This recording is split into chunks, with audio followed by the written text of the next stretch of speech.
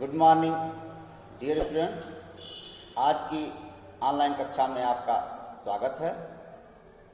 आज पद्य में तुलसीदास जी का जीवन परिचय आपको समझाएंगे और इसका आप अच्छे से अध्ययन करेंगे कि तुलसीदास जी के विषय में जो पहली पंक्ति लिखी हुई है कि गोस्वामी तुलसीदास जी भक्ति काल की सगुण धारा की राम भक्ति शाखा के मुख्य प्रवर्तक माने जाते हैं। इसका अभिप्राय समझिए। मैंने आपको बताया है कि जो हिंदी साहित्य का इतिहास है वह मुख्यतः 4 भागों में बांटा गया है: आदिकाल, भक्तिकाल, रीतिकाल और आधुनिक काल। जो दूसरा काल है जिसको भक्ति काल कहते हैं, उसकी 2 शाखाएं हैं। एक है निर्गुण काव्यधारा, दूसरा सगुण काव्यधारा। तो तुलसीदास जी सगुण धारा के कवि हैं। निर्गुण धारा में कबीरदास जी भी हैं और मलिक मोहम्मद जायसी भी हैं। फिर निर्गुण के 2 शाखाएं हैं, ज्ञानाश्रयी और प्रेमाश्रयी। तो ज्ञानाश्रयी शाखा से कबीरदास, प्रेमाश्रयी शाखा से मलिक मोहम्मद जायसी। लेकिन यहाँ हमको क्या समझना है तुलसीदास जी के विषय में। तो तुलसीदास भक्ति काल के सगुण धारा में राम भक्ति शाखा के कवि हैं। सगुण भक्ति धारा के भी 2 भाग हैं, एक राम भक्ति शाखा और दूसरा कृष्ण भक्ति शाखा। राम भक्ति शाखा के प्रतिनिधि कवि तुलसीदास जी हैं और कृष्ण भक्ति शाखा के प्रतिनिधि कवि सूरदास जी हैं।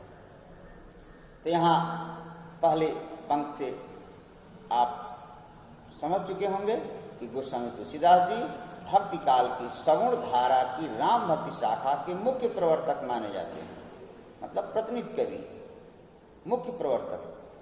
अधिकांश विद्वान मानते हैं कि इनका जन्म उत्तर प्रदेश के बांदा जिले के राजापुर नामक गांव में सन 1532 ईस्वी में हुआ था।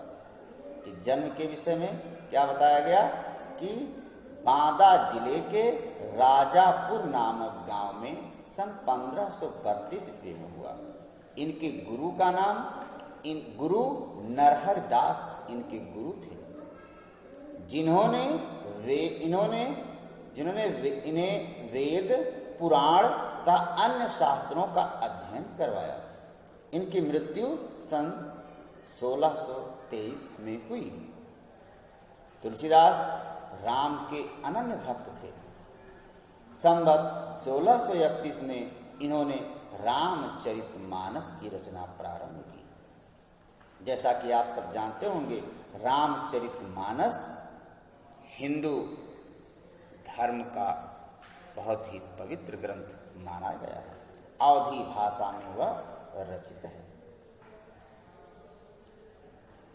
तो रामचरितमानस की रचना प्रारंभ। इसके अतिरिक्त रामचरितमानस के अतिरिक्त दोहावली, गीतावली, कवितावली, विनय पत्रिका, जानकी मंगल, पार्वती मंगल, वैराग्य संदीपनी, बरवय रामायण, हनुमान बाहु आदि इनके प्रमुख ग्रंथ हैं।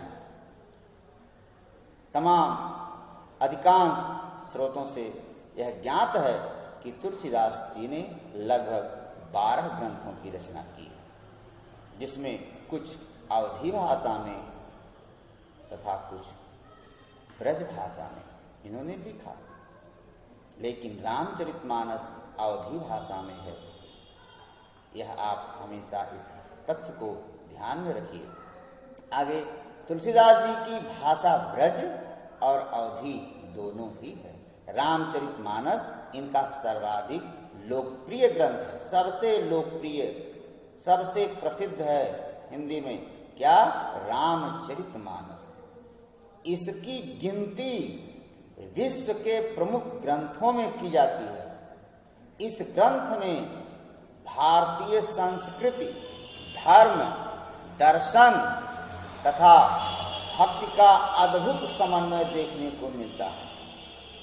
तुलसीदास को हिंदी जगत का सूर्य कहा जाता है।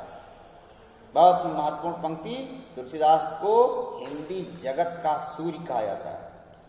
इनका जो रामचरितमानस है, इन्होंने उसमें राम का संपूर्ण जीवन, सीता, लक्ष्मण, भरत आदि का चित्रण करते हुए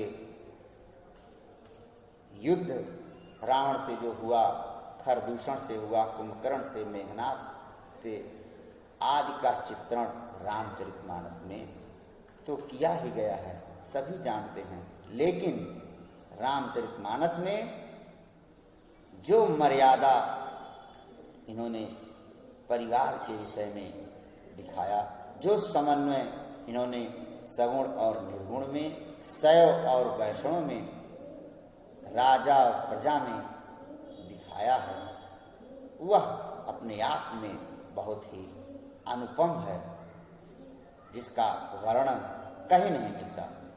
वास्तव में यह मिलता है, जो आलोचक हैं, जो विद्वान हैं, उन्होंने समीक्षा में लिखा है कि सूर सूर तुलसी शशि उडगन केशवदास, अब के कवि खद्दोत्सम जह तह करत प्रकाश।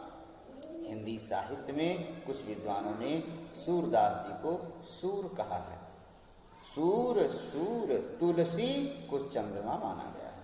सूर सूर तुलसी शशि उडगन केशव दास, केशव को जुगनू माना गया है। उडगन केशव तारा, उडगन था तारा, केशव को तारा माना गया है।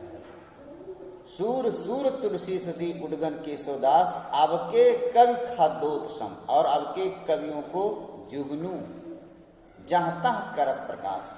मतलब केवल 3 की गणना समीक्षकों ने किया, सूर, तुलसी, केशव।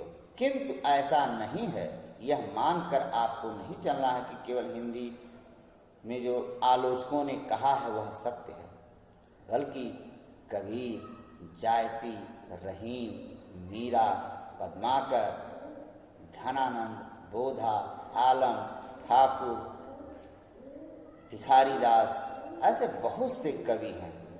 कुछ इधर नए कवियों में हैं, जयशंकर प्रसाद, सूर्यकांत त्रिपाठी निराला, महादेव वर्मा, सुमित्रा मेनन पंत, नागार्जुन, शिवमंगल सिंह सुमन। इसलिए कवियों की संख्या कम नहीं है, और बहुत से कवियों ने अच्छी अच्छी बातों को, अच्छे अच्छे तथ्यों को रखा है। मुझे विश्वास है कि तुलसीदास जी का संक्षिप्त रूप से जो जीवन परिचय है वह आपकी समझ में आ गया होगा।